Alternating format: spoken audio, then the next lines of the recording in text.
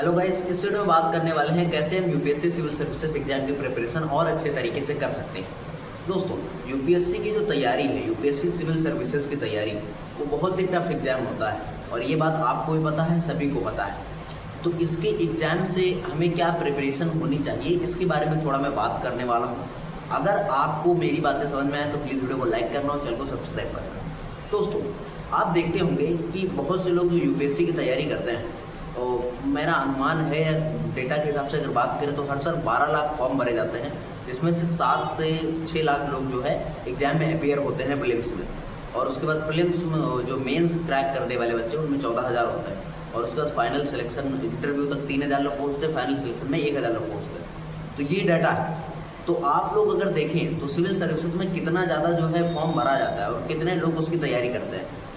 अगर कोई व्यक्ति 2028 में अटैम्प्ट देना है, 2024 से प्रिपरेशन कर रहा है, 2025 से प्रिपरेशन कर रहा है, 2026 से प्रिपरेशन कर रहा है, तो ऐसे तैयारी करने वाले छात्र लेकिन सही दिशा में तैयारी नहीं कर रहे हैं। तो मैं बताने वाला हूँ सही दिशा।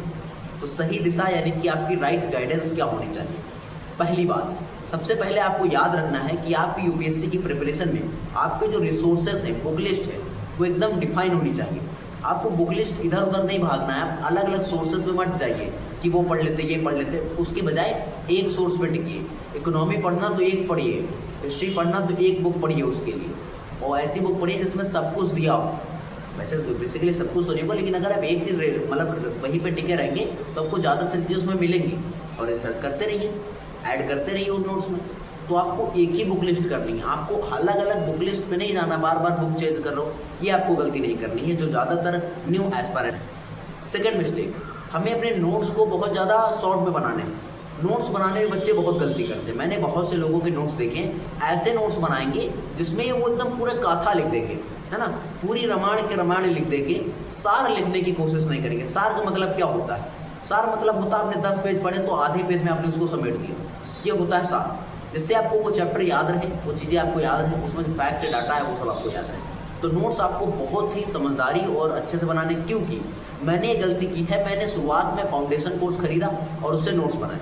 अब वो नोट्स मेरे किसी काम के नहीं, क्योंकि उनसे आंसर राइटिंग और एग्जाम के क्वेश्चन में 1-2 क्वेश्चन होते हैं मात्र, तो उससे आपको कोई फ़र्क नहीं पड़ने वाला है।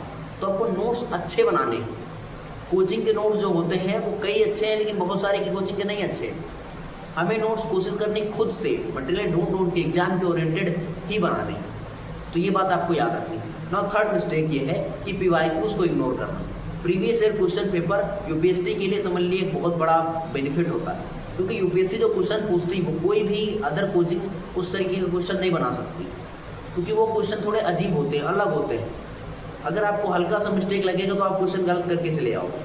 तो ये होता है। तो आपको पीवाईक्यूज बहुत ज़्यादा सॉल्व करने हैं प्रीलिम्स वाले के लिए। मेंस के जो आंसर राइटिंग के क्वेश्चंस होते हैं प्रीवियस ईयर क्वेश्चन पेपर, उनको आपको सॉल्व करने हैं। जितने हो सकते हैं उतने ईयर्स के आप क्वेश्चन उनको अपने कॉपी पे लिखिए, बार बार लिखने की कोशिश करिए, जिससे आपको फॉर्मेट पता चले। तो ये पीवाईक्यूज है। चौथी बात है कि हम जो आंसर राइटिंग है उसको इग्नोर करते हैं। आंसर राइटिंग को इग्नोर करना बहुत बड़ी मूर्खता है। अगर आप प्रीलिम्स पास भी कर ले तो मेंस में जाके आपको लिखना होगा, और बहुत लिखना होगा।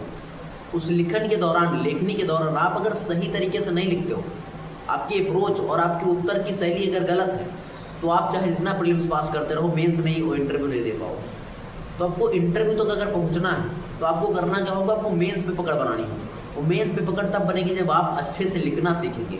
बहुत अच्छे से नहीं लिखना है, बस आपको डेली 2 से 4 आंसर आपको लिखने की प्रैक्टिस करनी है, या फिर संडे को बना लीजिए कि मैं 5 से 6 आंसर लिखूंगा। तो इस तरीके से आपको एक अप्रोच रखनी है आंसर राइटिंग के लिए, और आप जितना भी पढ़े उसको लिखें, ठीक, कोशिश करें उसको लिखने की। देखिए, मैं आपको बताना चाहता हूँ एक बात, कि ये यूपीएससी की तैयारी करते हैं वो लोग लिखने से बहुत भागते हैं। याद करेंगे, पढ़ेंगे, लेकिन सोचिए आपको मेंस देना है, मेंस में आपको लिखना है। आपके दिन में से आधा दिन तो लिखने में, नोट्स बनाने में नहीं, लिखने में जाना चाहिए। आंसर राइटिंग लिखो, कुछ भी लिखो, एस्से लिखो, इतना सारा लिखने को है, कंपलसरी पेपर करो, ऑप्शनल करो, तो ये सब लिखने के लिए तो है, लिखो। लेकिन तो ये आगे बात करते हैं हम लोग लास्ट मिस्टेक की, जो कि आपको कभी भी भूल के नहीं करना है। वो इग्नोर करना नहीं है रिवीजन को। रिवीजन को इग्नोर नहीं करना, वरना आप जितना भी पढ़ोगे वो सब भूल जाओगे। तो रिवीजन बहुत इंपॉर्टेंट होता है यूपीएससी सिविल सर्विसेज के प्रिपरेशन के लिए, कि जो भी आपने पढ़ा उसको 10, 15, 20 बार जब तक रिवाइज नहीं करोगे तो आप यूपीएससी क्लियर नहीं कर सकते हो।